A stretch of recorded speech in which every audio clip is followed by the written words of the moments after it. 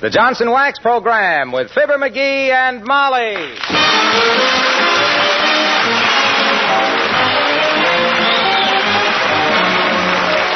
The makers of Johnson's Wax Products for home and industry present Fibber McGee and Molly with Bill Thompson, Gail Gordon, Arthur Q. Bryan, and me, Harlow Wilcox. The script is by Don Quinn and Phil Leslie. Music by the King's Men and Billy Mills Orchestra.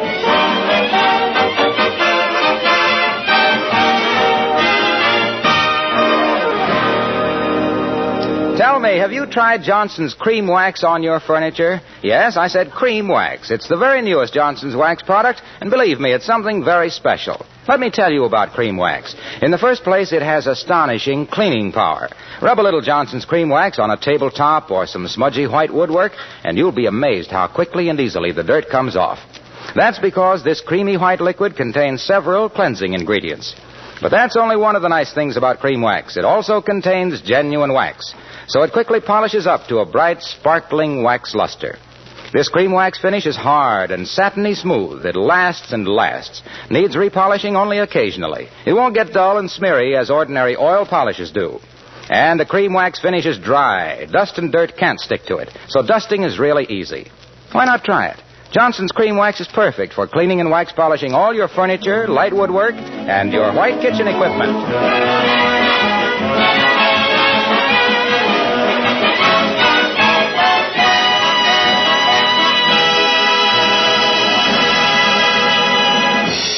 Leaving a restless man like Mr. McGee alone in a house is like turning a child loose in a fireworks factory with a box of matches.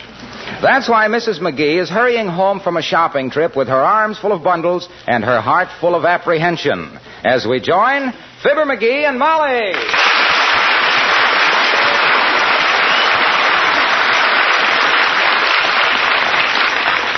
Oh, I suppose it's silly worrying like this. He doesn't have to get into trouble every time I leave. But he always does. The last time I left him alone... Oh, McGee, dearie. I'm home. McGee, where are you? McGee? Is that you, Molly? Come on out in the kitchen. I got a surprise for you. Oh, no, not again. Heavenly days, my kitchen. What happened? Did the stove blow up? What do you mean, did the stove blow up? Can't a man do a little cooking without a lot of nasty comment? Well, I hate to seem critical, dearie, but I haven't seen so many disgraceful-looking pots since the fat man's race at the Elks picnic. What are you making? Shrimps McGee. I beg your pardon? Shrimps McGee. It's an old family recipe I found in the attic. My grandmother brung it east in a covered wagon in 1849. The covered wagons went west, sweetheart. Not with Grandma, they didn't. That old gal wasn't going to ride 2,000 miles with the sun in her eyes. Ah, touche. Huh? I said touche. Oh. That's a French word meaning pull your dagger out of my biceps. I'm bowling tonight. Well, let me see now. I better check this recipe again. Let's see now. I got the... Hey, is there a spring house around here anyplace? A what? A spring house. The recipe says run down to the spring house and fetch a crock of butter and have Miller grind 5 ears of corn. Well, I can't do it right away, Pet. I have to oil my spinning wheel. Mm-hmm. And then go shoot some squirrels for dinner. Look, would I be prying into the family secret, sweetheart, if I asked what this mess is boiling on the stove? This mess? Why, that's the sauce. It's the sauce that's the main thing with Shrimps McGee. Yeah? Betcha. In 15 minutes, I add 2 tablespoons full of sorghum molasses, 5 drops of vinegar, a twist of an orange peel, and a pint of horseradish. A what of horseradish? A pint. It says right here that... Oh, it says a pinch of horseradish. No. Grandma's handwriting is a little wriggly. This is the trickiest recipe. Now, if that's Oscar of the Waldorf, I'll pretend I don't know you. Come in. McGee? Oh, we're out in the kitchen, Latriv. Oh. Hello there. I was just going... Good heavens, what are you doing? Moving? No, we're not moving. It's a logical question, however, sweetheart. You've got dishes out that I'd forgotten we had. I'm making Shrimps McGee, Latriv. Old family recipe. My grandmother was notorious for it. I'll bet she was. Was she terribly lonesome, McGee, after the family ran away? They didn't run away, Mr. Mayor. They were carried away. Okay. Scoff if you want to deride. But by George, when you fling a lip over this... it's time to put in the potatoes. Hand me that bowl over there, Latriv. Oh, yeah, here you are. Did you say potatoes? That's what I says, potatoes. What's the idea of cutting them into cubes and putting all those black spots on them? Well, the recipe says dice 7 to 11 potatoes.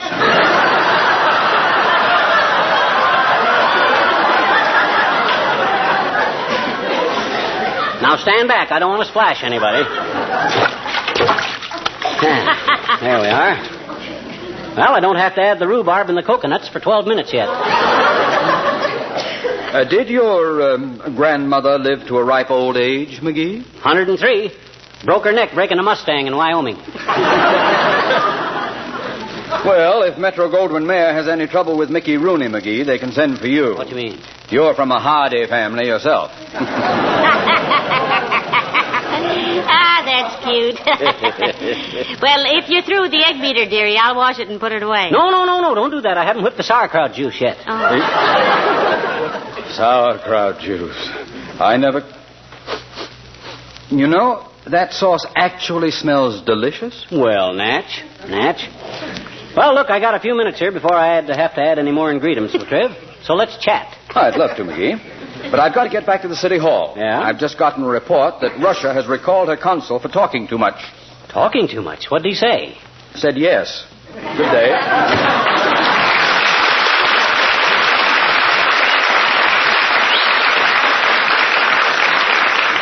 My goodness, if there's one thing I don't understand, it's international politics. No, me either. Give me something simple like one of Grandma's recipes. Hey, hand me my razor there, will you, on the sink? What's the razor for? Well, the recipe says shave 3 carrots, and I got them all lathered up here, ready to go. Hey there, Johnny! Hey, daughter! Oh, it's the old-timer, McGee. Anybody home, kid? Not a soul, old-timer. We went out. Oh, well, in that case, I'll come back later. Well, for goodness sakes, McGee, he left. Oh, my gosh, you should have known I was only kidding. Boy, oh, boy. Just get a whiff of that stuff, will you, Molly? Don't it smell good?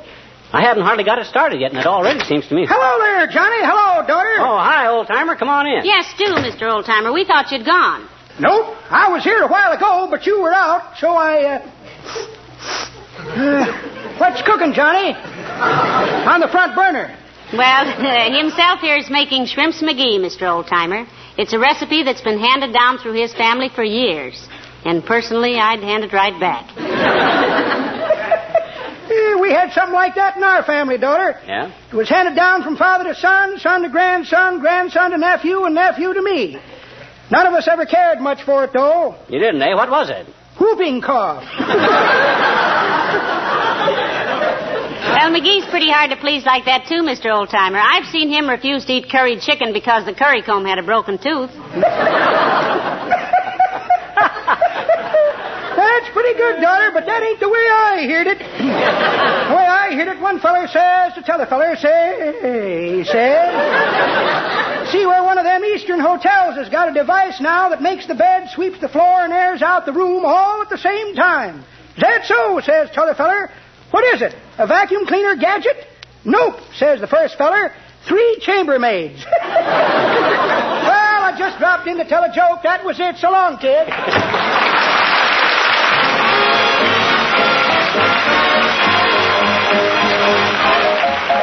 Billy Mills and the orchestra and My Adobe Hacienda.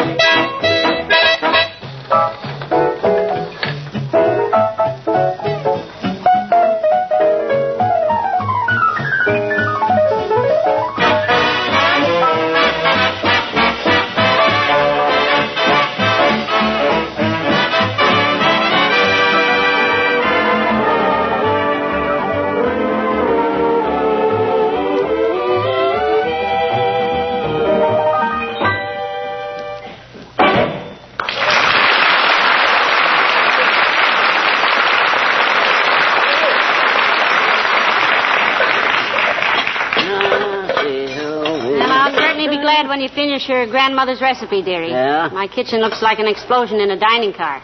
Well, Shrimps McGee is a complicated concoction, Tootsie. The only dish I know of that takes more time is acorns bordelaise. Acorns bordelaise. What's that? That's a delicacy that really takes time. Why?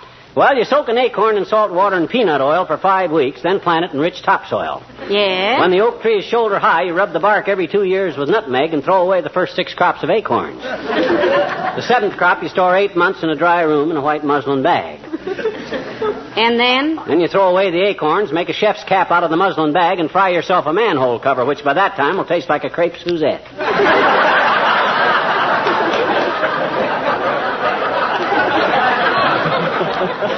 And you know what? Oh, I forgot to order the shrimps. Hand me the phone. Here. Thanks. Hello, operator. Give me Jimmy Sales Market at 4115. Oh, is that you, Mert? I haven't heard your voice for a long time, Mert. Where you been? Oh, working in a laundry while the union arbitrated, eh? Very intelligent of her, too. Yeah. Says she wanted to iron while the strike was hot.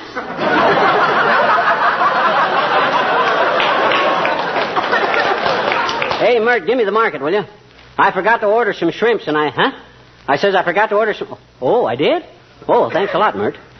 She says I called up and ordered them 3 hours ago. Well, maybe we can deduct our phone bill as secretarial service. Yeah.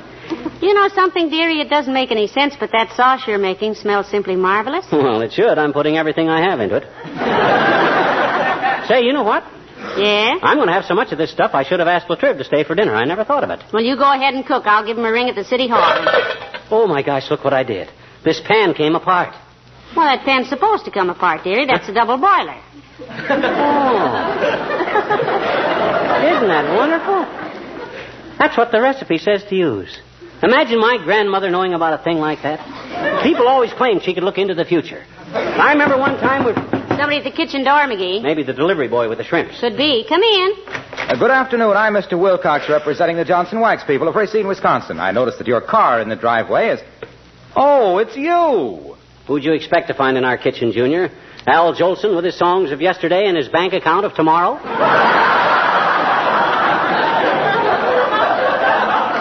We live here, Mr. Wilcox, remember? Oh, sure, but I usually come in the front door. And coming around the backyard like this over fences, I was a little confused. Over fences? A dog was chasing me. Whose dog? I don't know. A big brown one with red eyes and 3,000 teeth.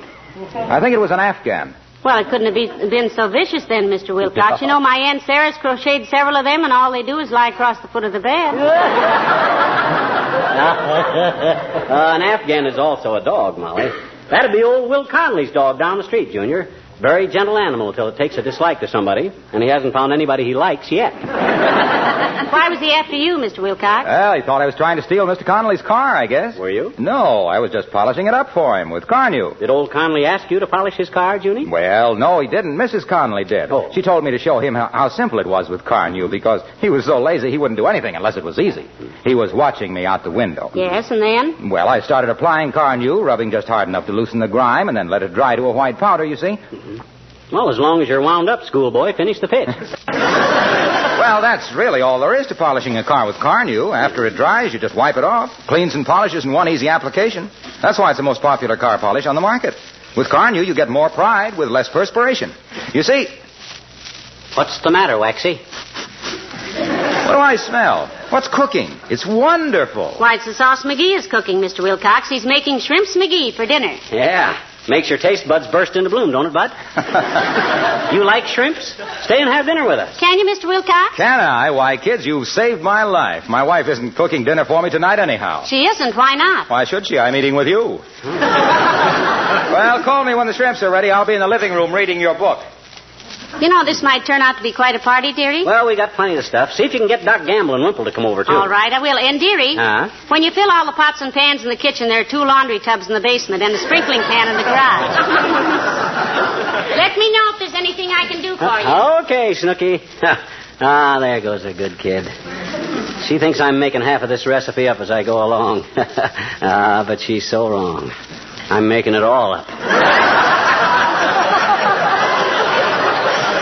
If my grandmother ever had it... Come in. Hi, Mr. Wilcox. Where's Mr. McGee? He's out in the kitchen, Teeny. Oh, thank you. Hi, Mr. McGee. Oh, hello there, Teeny. Now, don't get in my way now because I'm very busy. Sure looks like it, I bet you. What you cooking, mister? Special recipe, sis. Shrimps McGee. Been in the family for 100 years. Oh, and they're still good?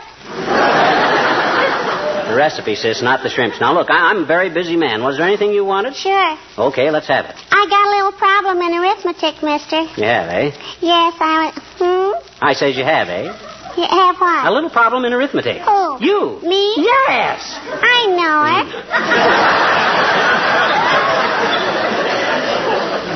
Look, mister, how much is a scad? How much is it?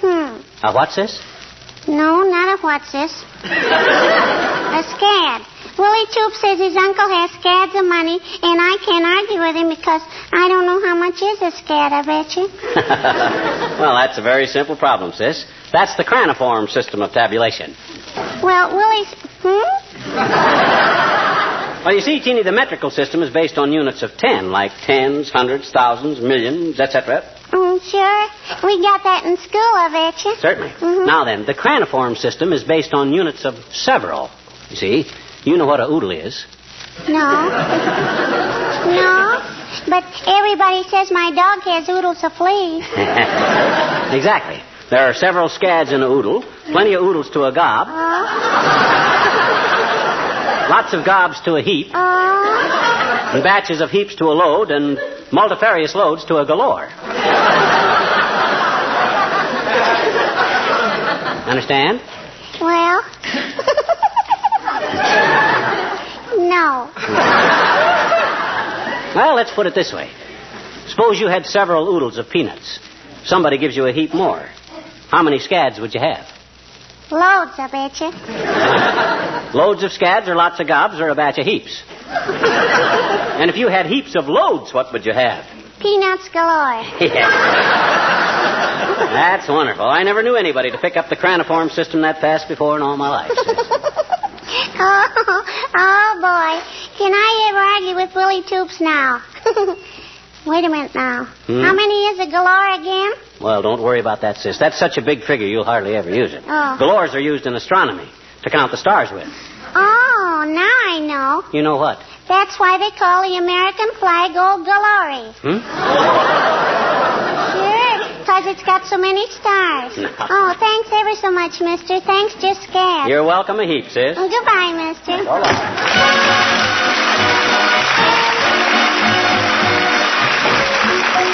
The King's Men and the Possum Song. Way down south of the Mason-Dixon, there's a man who's really fixin' to match those taters in his bin with possum meat. Shh, he's aiming his gun way up there in 6 tall, slim, slick sycamore sapling. Possum up a tree, somewhere up in one of them sapling. Possum laughing at me. Hound dog baying, nobody's saying. Possum on a limb, he done hid in one of them sapling. I'll get even with him. Get a going, feet, gotta run with my gun. Beat it over yonder to the hollow. Moon is shining bright on the treetops tonight. Possum ain't far, thar yar thar. 6 tall, slim, slick sycamore sapling. Possum on the loose. He's been stealing all of my chickens. Now I'll cook his goose. Look here now. Possum know he's in a jam. He go good with candied yam. Aim that rifle to the left, a trifle. Wham! I got it. No, you didn't. Never shot him. Can't you see? Sorry, B. Still up in that tree. Get a going, feet. Gonna run with my gun. Take another beat on the critter. Moon is shining bright on the treetops tonight. Possum ain't far. Why, there we are, there. Where? Far, way up in them 6 tall SS sycamore sapling. Possum, show your skin. He's been stealing all of my chickens. To shoot him ain't no sin. Moonlight shining in my eye. Miss that possum and I'll die. Doggone moonlight, doggone eyesight. Oh, I missed that possum. I missed that possum. I missed that possum again. Dad rat, the dad rat.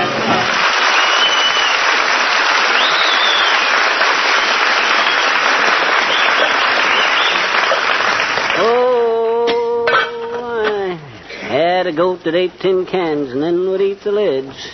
He didn't care for people much, but loves his wife and kids.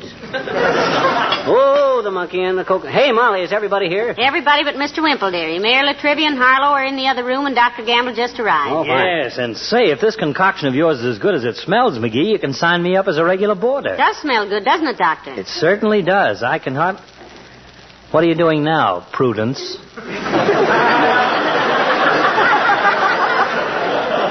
I'm adding the final touch to this recipe, Nosy. It says squeeze 2 lemons, and I'm squeezing them. But you didn't cut them in two, dearie. It didn't say anything about cutting them in 2. Just said to squeeze them. When I follow a recipe, I follow it. You may be following it, but you'll never catch up with it. By the way, my dear, what's the name of this dish the little twitch puss is whipping up? Shrimps Creole? No, Doctor, Shrimps McGee. I used to make shrimps Creole, Doc, but you can't get the real imported Creoles anymore. All domestic stuff. The war, you know. Oh, yes, I know. Yeah. I was going to make some lyonnaise potatoes the other night, but lions have gone up, so I couldn't afford it. Well, let me know when you're ready for the customers. Okay. I'll be in the living room entertaining your other guests with my homespun humor. Okay, boy. Have the shrimps arrived yet, dearie? No, but I checked with the market, and the boy's on the way. It only takes 20 minutes to cook the shrimps in this sauce, huh? Oh, hi, Wimp. Finally got here, eh? Hello, Mr. Wimple. Hello, folks. I'll have this stuff ready as soon as the shrimps get here, Wimp. Just tighten your belt and loosen your teeth and stand by. My, it certainly smells delicious, Mr. McGee. It's an old family recipe, Wimp. Hey, hand me that clothespin, will you? Thanks. McGee, you're not going to put that clothespin in the sauce. Nope, I'm going to put it on my nose. I got to chop an onion. Better way to do it is underwater, Mr. McGee. I know, but I can't hold my breath that long, Wimp. You don't have to get into the pan with the onion, dearie, just your hands. Huh? Oh, yeah, in the pan. Hey, that's a great idea. You must be a cook yourself, Wimp. Well, yes, in a way, Mr. McGee. I do a lot of cooking on camping trips when I go out in the woods with my bird book. Your what, Mr. Wimple? My bird book. Do you know I saw a scarlet-tailed Pennsylvania swallow yesterday? No. You didn't. Yes, I did. Did you ever hear a swallow sing? No, how does it go, Wimp? It goes dub, dub, dub, like that. Oh, we have some really odd-feathered friends around here, folks. Like the ass-cap bird. The ass-cap bird? Yes, that perches on a telephone wire and sings, hit parade, hit parade, hit parade. I think you just made that up, Mr. Wimple. Maybe I By the way, does Sweetie Face ever go on camping trips with you? did. You mean my big old wife? Yes, her. No, Sweetie Face doesn't like camping out anymore. Mm-hmm. Not since we went up into Alaska and she got scolded by a game warden. Why? What was she doing, Wimp? Frightening the grizzly bears. And then she had a rather painful experience with some big game up there. You mean she was followed by a mountain lion or something, Mr. Wimple? No, she caught a bad cold one day when her canoe sank, and every time she blew her nose, a moose mistook it for a mating call. Heavenly days. Well, how did her canoe happen to sink? Strike a snag or something? No, somebody had deliberately punched a little hole in the bottom of it. Well, how do you know somebody did it deliberately? Oh, I know all right. Well, I'm afraid I'm a little in the way here. I'll go join the other fellows. Besides, I think I saw some stuffed dates on the coffee table. You know, McGee, I used to feel sorry for Mr. Wimple, but I'm beginning to wonder. Me too. When it comes to Sweetie Face, he has more dirty tricks than a bridge game in a coal mine. Hey, those shrimps ought to be here any minute. How many did you order, sweetheart? Oh, plenty. A whole pound. A pound? Why, good heavens, McGee, that would barely be enough for you and me, to say nothing of all those hungry men. What? Don't they swell up like beans? No. Oh, my gosh. Are you sure? No. Oh, it's too late to get any more. The market's closed by now, and Come in. I'll take it, son. Much obliged.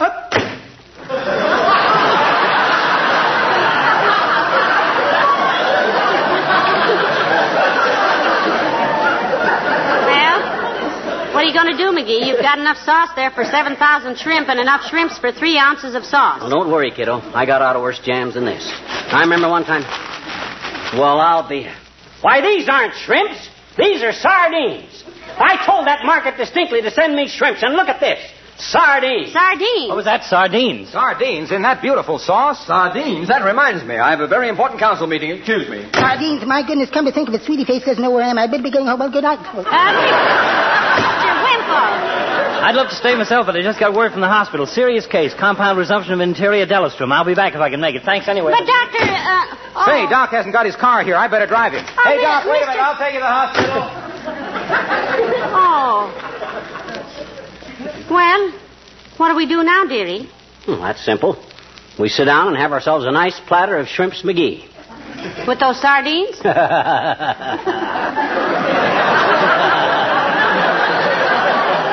I'm no fool, kiddo. These aren't sardines. These are shrimp. And you were right. There's just enough for the two of us. What would Madame like for an appetizer?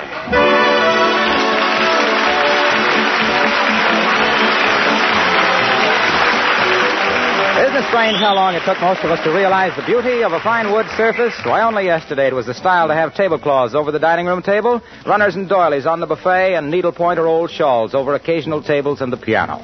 But how refreshing it is now to walk into a home where the tabletops and other wood surfaces are richly polished, with Johnson's wax, of course, to make beautiful settings for old china, candlesticks, and flowers. Look around your living room and see if you've made the most of your tabletops and other wood surfaces. You'll be amazed what a coat of Johnson's wax will do for them. Johnson's wax makes the finish glow and sparkle, and the grain of the wood shows up so clear and lovely. Johnson's wax floors have a smooth, mellow luster. They're protected against dirt, wear, and moisture. Chair arms, radios, Venetian blinds, leather goods gleam with wax protection, and they're so easy to keep shining clean. Believe me, the magic touch of Johnson's wax will do wonders for the beauty of every wood surface in your home. Try it, won't you? Johnson's wax, paste, liquid, or cream.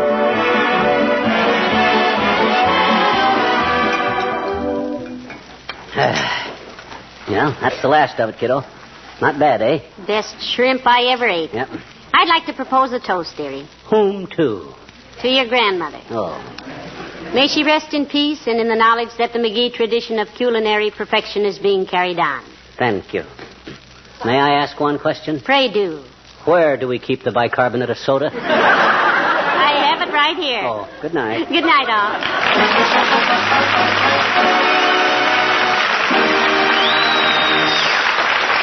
This is Harlow Wilcox speaking for the makers of Johnson's Wax products for home and industry, inviting you all to be with us again next Tuesday night. Good night.